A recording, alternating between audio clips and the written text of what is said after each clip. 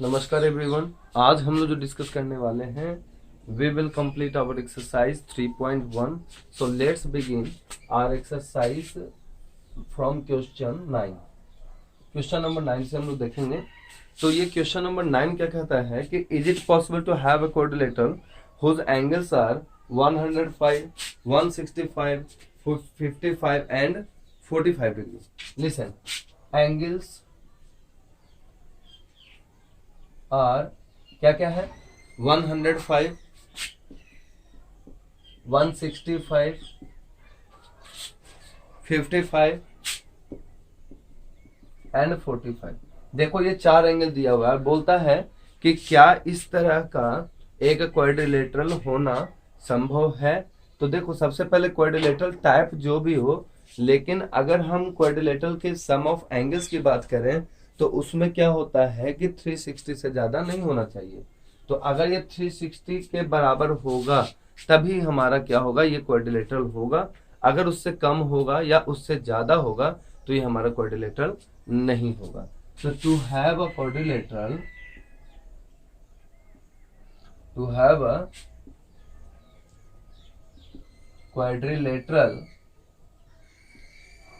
sum of the given angles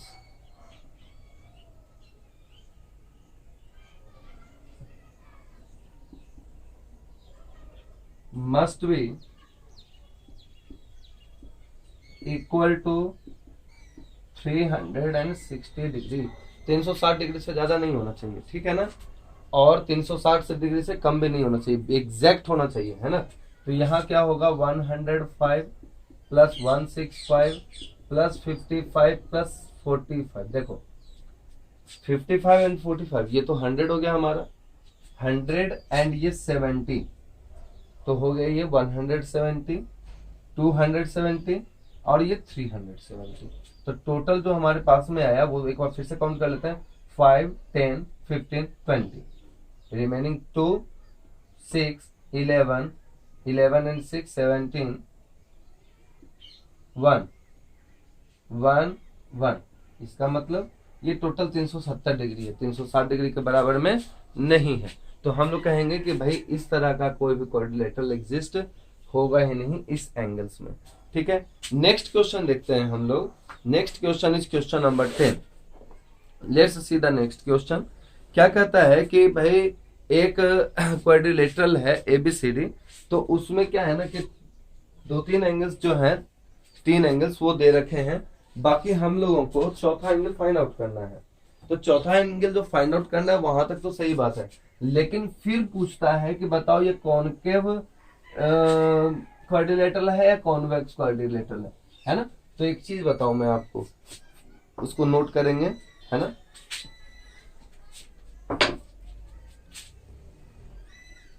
क्या है in convex quadrilateral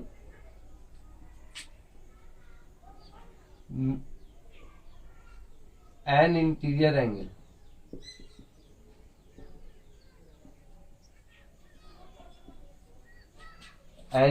angles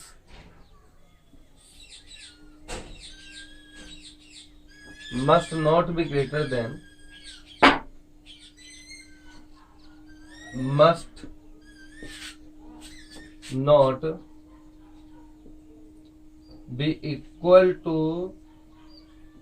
और ग्रेटर देन 180 डिग्री। ये 180 डिग्री से जो इंटीरियर एंगल होता है ना, कोई भी एक इंटीरियर एंगल 180 डिग्री से ना बड़ा होगा ना 180 डिग्री के बराबर होगा।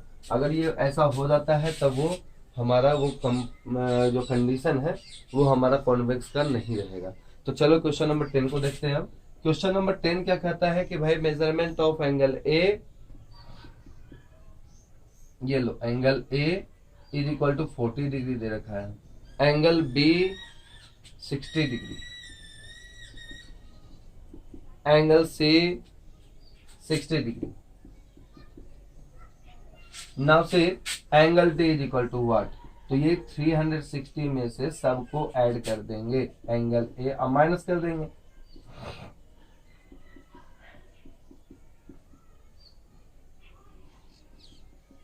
है ना।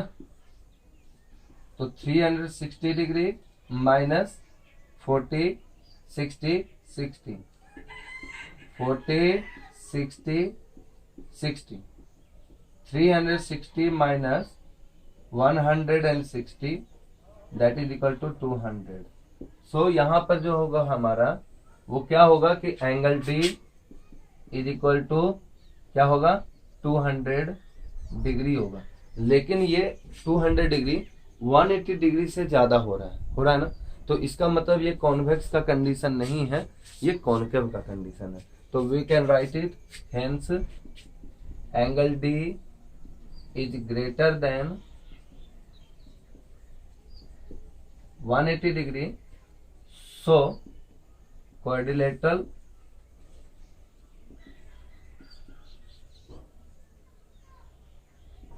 Is concave. ये हमारा क्या होगा कॉनकेव हो जाएगा, ठीक है। तो इस तरह से क्या है ना कि ये हमारा क्वेश्चन नंबर 10 भी कंप्लीट हो गया। उम्मीद करते हैं समझ में आ रहा होगा आप लोगों को। Next question is what question number 11। So let me rub this board.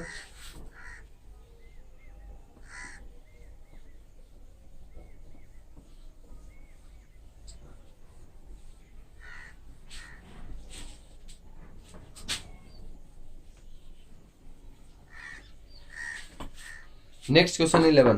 How many side has a polygon? If the interior angle of a polygon is exterior angle of a polygon is 1/3 of the interior angle। देखो कितना आसान question है, बस समझने भर का दे रहे हैं। क्वेश्चन नंबर 11 जो है वो कहता है कि एक इंटीरियर एंगल के 1/3 के बराबर हमारा एक्सटीरियर एंगल है, तो उस पॉलीगॉन का साइड कितना होगा। तो पहले एक चीज बताएं कि जब भी जैसे कोई भी ले लो, आप कोई भी क्वाड्रिलेटरल ले लो, पॉलीगॉन ले लो, जैसा भी लेना है ले लो, कोई बात नहीं है। देखो कैसा भी हम ले लेंगे। एक्सटीरियर एंगल की अगर बात करेंगे ये वाला, तो ये चाहे जो हो, ये चाहे जो हो, लेकिन इन दोनों का सम हमेशा 180 डिग्री के बराबर ही आएगा ना, क्योंकि लीनियर पेयर फॉर्म करेगा। इसी कंसेप्ट को हम लोग यहाँ पर यूज करेंगे 11th क्वेश्चन में। और वो क्या होगा 11th क्वेश्चन में, देखो अगर हमारा इंटीरियर एंगल जितना होगा उसी पर तो हमारा एक्सटीरियर एंगल डिफाइंड हो रहा है कि अगर इंटीरियर एंगल हमारा 60 है तो इंटीरियर एंगल 20 हो जाएगा। अगर इंटीरियर एंगल हमारा 100 है तो वो 33 पॉइंट समथिंग हो जाएगा, जो कि संभव नहीं है। डायरेक्ट ऐसा वैल्यू लेना है जो कि इस कंडीशन से भी हम निकल जाए और मैथ्स भी हमारा इजी हो जाए। In that condition late the interior angle of a quadrilateral या पॉलीगॉन। अब देखो क्वाड्रिलेटरल क्यों नहीं, क्योंकि क्वाड्रिलेटरल लेते तो टाइप ऑफ पॉलीगॉन बता दिए, नहीं यहाँ तो पॉलीगॉन बता रहा है। 4 साइड थोड़ी हो सकता है, 20 साइड हो सकता है, 25 साइड हो, कुछ भी हो सकता है। तो let the interior angle of a polygon be 3x, इसलिए ले रहे हैं क्योंकि 1/3 करेंगे तो 3 से 3 कट जाएगा। देन इट्स एक्सटीरियर एंगल, ये क्या होगा 1/3 of 3x is equal to x। Now sum of interior and exterior angle is equal to 180 degree. तो यहां से क्या है हमारा इंटीरियर एंगल हमारा हो गया 3x, एक्सटीरियर हो गया x, ये 180 डिग्री के बराबर हो जाएगा। ये हो गया 4x is equal to 180 degree.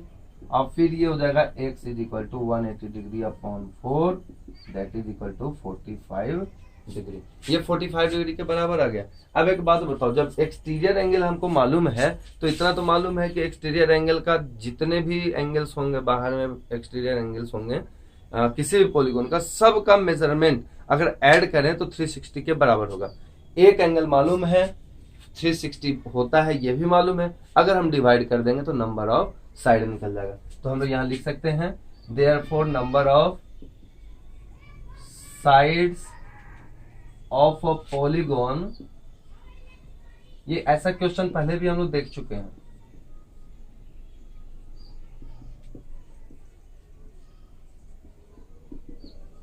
Eight आया, क्या आया? 8, यानी कि एक ऐसा पॉलीगॉन है जिसमें कि 8 साइड है। अब यही 8 साइड जो है हमारा, 8 साइड वाले को पॉलीगॉन को हम लोग ऑक्टागोन बोलते हैं। तो देखो अगर बोल रहा है कि राइट द नेम ऑल्सो, तो आप ऑक्टागोन लिख लेना, हालांकि बोला नहीं है, केवल नंबर ऑफ साइड पूछा है। तो in that case number of side of given polygon is 8। And see the last question, that is question number 12। Name है रेगुलर क्वाड्रिलेटरल। देखो रेगुलर और इरेगुलर दोनों समझाएंगे इसमें, है ना।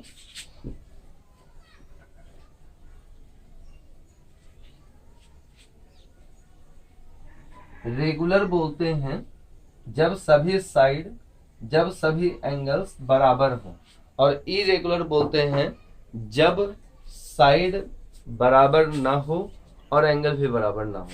ठीक है, तो रेगुलर में अगर हम बात करें पॉलीगॉन का, तो जैसे कि हम एक ट्रायंगल की बात करेंगे पहले, तो ट्रायंगल में रेगुलर और इरेगुलर दोनों ही होंगे। तो इसमें अगर रेगुलर की बात करें तो इक्विलैटरल ट्रायंगल, इसमें बात करेंगे तो आइसोसेलेस ट्रायंगल, स्केलन ट्रायंगल, कुछ भी हो सकते हैं। क्वाड्रिलेटरल की बात करें अगर हम, तो यहां पर क्वाड्रिलेटरल में क्या होगा? स्क्वायर, क्योंकि सभी साइड बराबर है, सभी एंगल बराबर है। और इरेगुलर की बात करें तो रेक्टेंगल, पैरेललोग्राम, ट्रेपेजियम, काइट, ये सभी एग्जाम्पल हैं इसके। साइड देखो एंगल बराबर जरूर है हमारा रेक्टेंगल का 1997, लेकिन साइड बराबर नहीं है, इसलिए वो मेरा इरेगुलर क्वाड्रिलेटरल है। ध्यान से समझना, रेगुलर और इरेगुलर का मतलब ही होता है कि बिल्कुल एक जैसा सब हो रेगुलर, और इरेगुलर का मतलब कि एक जैसा नहीं हो, कुछ तो डिफरेंस होना ही चाहिए। सो स्टूडेंट्स, ये जो क्वेश्चन नंबर हमारा 12 था, उसको अगर हम फोकस करें तो वो हमारा रेगुलर क्वाड्रिलेटरल जो होगा वो हमारा स्क्वायर है, और ईच एंगल की बात करें तो ईच एंगल क्या होगा? इक्वल टू 90 डिग्री होगा। तो इस तरह से क्या है ना कि हमारा ये जो एक्सरसाइज है, हालांकि ये हमारा कंप्लीट हो गया है, लेकिन इस चैप्टर में और भी बहुत कुछ बाकी है पढ़ने के लिए। तो चलो हम लोग डिस्कस करते हैं अभी टाइप्स ऑफ क्वाड्रिलेटरल। ठीक है, थोड़ा सिलेबस को हम लोग फास्ट ले चलेंगे। एक एक एक्सरसाइज में काफी ज्यादा क्वेश्चंस हैं, और इतने क्वेश्चंस में एक दो का पैटर्न नहीं है, सब अलग अलग है, तो सब मुझे ही करना पड़ता है। तो देखते हैं टाइप्स ऑफ क्वाड्रिलेटरल। हेडिंग डालेंगे हम लोग, टाइप्स ऑफ क्वाड्रिलेटरल।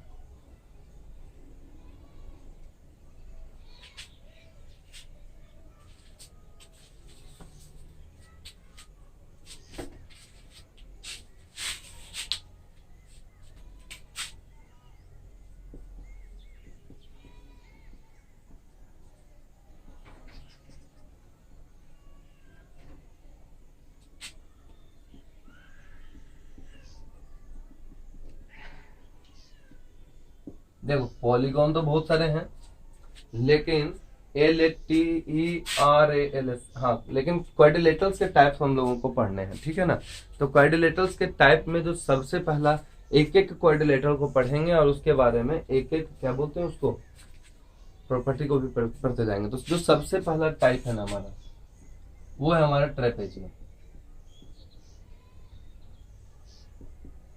ट्रेपेजियम क्या होता है? एक ऐसा क्वाड्रिलेटरल जिसमें कि दो तो साइड, अपोजिट साइड पैरेलल होते हैं और नॉन अपोजिट साइड पैरेलल नहीं होते हैं। फिर से समझना, a quadrilateral in which opposite sides, pair of opposite sides are parallel and pair of opposite side is non parallel. ठीक है, अगर हम इसका डायग्राम देखें तो डायग्राम कैसा होगा? ऐसा, ऐसा, ऐसा, ऐसा। तो ये हमारा जो है ए, बी, सी और डी, ये हमारा ट्रेपेजियम है, जिसमें कि डी सी पैरेलल है ए बी के, और ए डी और सी बी ये पैरेलल नहीं है। लेकिन अगर एक कंडीशन ऐसा हो जाए कि ये दोनों बराबर हो जाए, इफ क्या है, A D is equal to C B, then such type of trapezium is isosceles trapezium.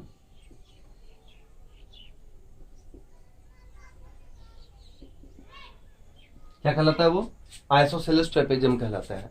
ठीक है, तो ये ट्रेपेजियम का पार्ट है, मतलब ये ट्रेपेजियम का ही आइसोसेलेस ट्रेपेजियम जो है सो एक पार्ट है। प्रॉपर्टीज की अगर बात देखें तो प्रॉपर्टीज में जो सबसे पहला प्रॉपर्टी होता है वो होता है a pair of its side are parallel. पहला प्रॉपर्टी होगा a pair of its side are parallel, एक पैरेलल होगा इसका साइड। ठीक है, दूसरा देखो कि अगर हम इसमें ऐसे कर देते, ये हाइट हो जाएगा, इसका हाइट हो जाएगा ना। तो इस तरह से हमारा क्या है कि इसके एरिया के भी बारे में पढ़ेंगे हम लोग, लेकिन अभी नहीं, थोड़ा सा बाद में। ठीक है, बस ध्यान रखना कि एक ऐसे फिगर को, एक ऐसे क्वाड्रिलेटरल को हम लोग ट्रेपेजियम पढ़ेंगे, ट्रेपेजियम बोलेंगे, जिसका कि एक पेयर ऑफ साइड जो है अपोजिट, जो भी है अपोजिट वाला साइड वो पैरेलल होगा, और दो इसके जो है अपोजिट वाले साइड ये वाला पेयर ये नॉन पैरेलल होगा। ठीक है, नेक्स्ट जो देखो हमारे पास में है वो है पैरेललोग्राम। देखो अभी तक जितने भी क्वाड्रिलेटरल हैं सब में मजेदार क्वाड्रिलेटरल यही है, then this one is very important. इसी के आगे हम लोग जब पढ़ेंगे क्लास 9 में तो पूरा पैरेललोग्राम पर ही फोकस करेंगे, एक चैप्टर ही एरिया रिलेटेड टू पैरेललोग्राम है हमारा। ठीक है, और सबसे अधिक और सबसे ज्यादा इंपॉर्टेंट भी यही है। तो पैरेललोग्राम का क्या कंडीशन होता है, सबसे पहले इसका फिगर देखें तो देखो बिल्कुल ये इस तरह का होता है, opposite sides are parallel and equal. ठीक है, पहला property, opposite sides are parallel and equal. Second property क्या होता है, यानी ये इसके बराबर है और ये वाला इसके बराबर है, पैरेलल भी है और बराबर भी है। ठीक है ना, इसको अगर हम लिख दें मैथमेटिक्स के टर्म में, दैट इज, तो क्या लिखेंगे, D C is equal to A B,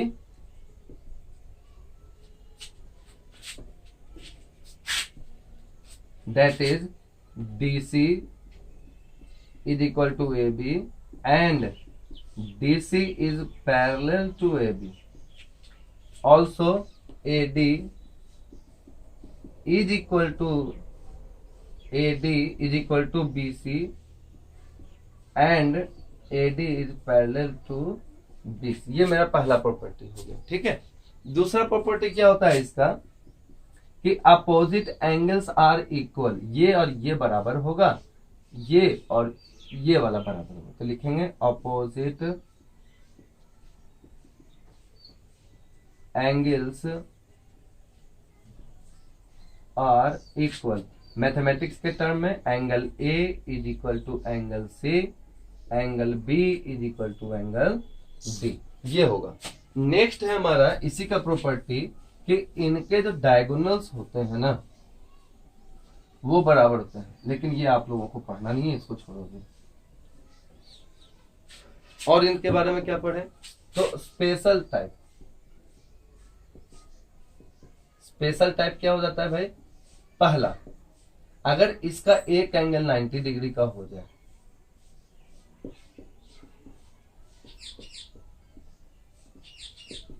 एक एंगल 90 डिग्री का हो जाए तो ये स्पेशल टाइप ऑफ पैरेललोग्राम कहलाता है, जिसको हम लोग रेक्टेंगल भी बोलते हैं, यानी रेक्टेंगल भी एक पैरेललोग्राम है।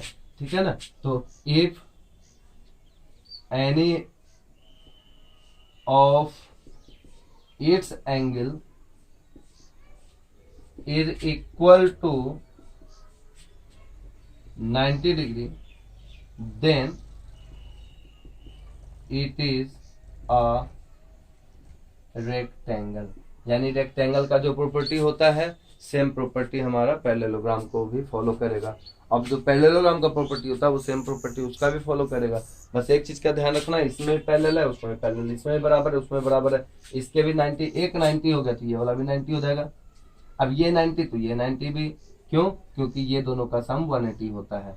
ठीक है, तो इस तरह से क्या है कि हमारे पास में जो लगभग मोस्ट इम्पोर्टेंट जो हमारा टाइप जो था किसका, पैरेललोग्राम का, वो हमारा क्लियर हुआ। बाकी एक बार बुक में देख लेना, ये पैरेललोग्राम ऐसा है तो भी पैरेललोग्राम ही है। अगर इस पैरेललोग्राम को हम ऐसे करके थोड़ा इधर से इस तरह से कर दें, मतलब इसको लेटा के ना खड़ा कर दिए, तो भी ये पैरेललोग्राम ही कहलाएगा। ऐसा मत समझना कि सर तो केवल ऐसा ही बताए थे, ऐसा नहीं बताए थे। चाहे तिरछा रहे, सीधा रहे, चाहे जैसे भी रहे, ये पैरेललोग्राम है तो पैरेललोग्राम ही रहेगा। ठीक है क्लास, आज के लिए बस यही 2 प्रॉपर्टी आप लोगों को पढ़ना है। नेक्स्ट वीडियो क्लास में हम लोग कुछ नया प्रॉपर्टी को देखेंगे, नए तरीकों को समझेंगे, और हो सके तो नेक्स्ट कुछ क्वेश्चंस भी सॉल्व करेंगे। Thank you, keep watching and don't forget to subscribe R P S Hub channel. Thank you.